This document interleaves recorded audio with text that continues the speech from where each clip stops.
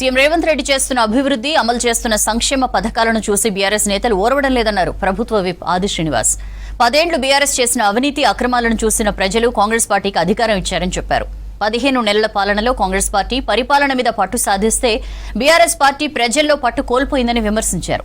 ఇక రాష్ట్రంలో అకాల వర్షాలు, వడగండ్ల వానతో నష్టపోయిన రైతులను కాంగ్రెస్ ప్రభుత్వం ఆదుకుంటుందన్నారు ప్రభుత్వ విప్ అడ్లూరి లక్ష్మణ్.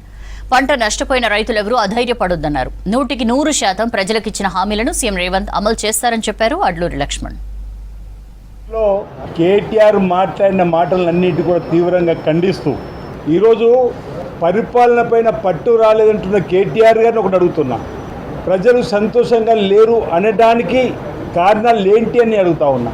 ఈరోజు ప్రభుత్వం ఏర్పడిన 3 రోజుల్లోనే మహాలక్ష్మి పథకంలో ఆడతల్లుకు ఆర్టీసీ బస్సు ప్రయాణం ఉచితంగా చేసినందుకు మాకు పట్టు రాలేదా అని అడుగుతా ఉన్నా.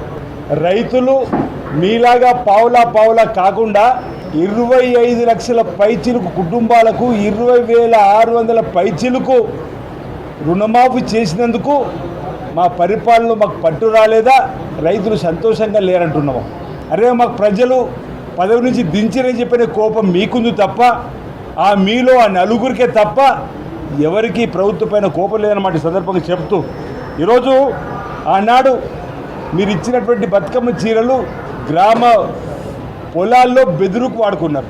చేనేత రంగానికి మీరు పట్టించుకోలే. ఈరోజు 100 డిపో 50 డిపో తీసుకొని వచ్చినాం. అందుకు చేనేత కార్మికులు మాపై కోపంగా ఉంటారని చెప్పినమాట. ఈరోజు పరిపాలన పైన పట్టు వచ్చింది మాకు, ప్రజలలో పట్టుపోయింది మీకు. అందుకే ప్రజలు మేము పక్కన పెట్టిండ్రు. ఇంకో మాట అంటాడు కేటీఆర్ గారు, తాను అంత మంచోడిని కాదు అని. అవును, మేము కూడా అనేక సందర్భాల్లో ప్రజలు కూడా అంటారు మీరు మంచోడు కాదు కాబట్టే, మీరు ముంచేవాళ్ళు కాబట్టే మిమ్మల్ని పదవి నుంచి దించిండ్రు. ఈరోజు ప్రజలని మాట సందర్భంగా చెప్తున్నా. వారు అంటారు మేము అక్రమంగా కేసులు పెట్టించినామంటున్నారు. ఇలా ధర్మపురి నియోజకవర్గానికి సంబంధించినటువంటి మొన్నటి వరకు మంత్రిగా వ్యవహరించినంత వరకు నా మీద 16 కేసులు పెట్టించినారు. నేను ఇంట్లోకి వెళ్ళి వెళ్ళకపోతే పొద్దున 4 గంటలకు పోలీసులు నా ఇంటి చుట్టూ పెట్టేటోడు. ధర్మపురి కానీ కరీంనగర్ జిల్లాకు కేటీఆర్ వస్తానన్న, మంత్రి వస్తానన్నా, ఇంకా టీఆర్ఎస్ పార్టీ ఏ మంత్రులు వస్తానన్నా కూడా తెల్లారంగా 4 గంటలకు వచ్చి పోలీసులు మమ్మల్ని పట్టుకొని పోవడం. మీరు ఏం తప్పు చేయకపోవడం పట్టుకపోవడం. ఎందుకు పట్టుకపోవడం అంటే మీరు రోడ్డు మీద రావద్దు, నిరసన తెలియజేయద్దు, రోడ్డు మీద మాట్లాడద్దు.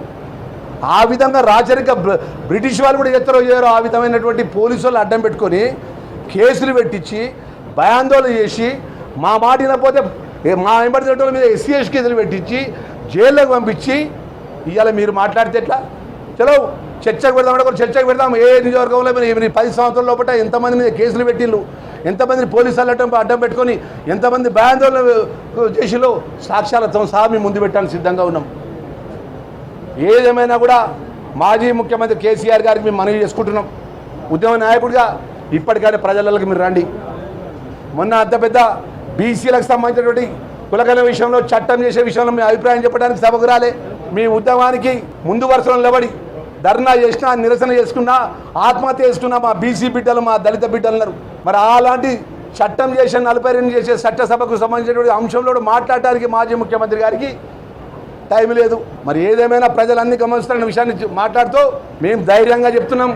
100% 3.5 సంవత్సరాల లోపల ప్రజలకు ఇచ్చిన మాట 100%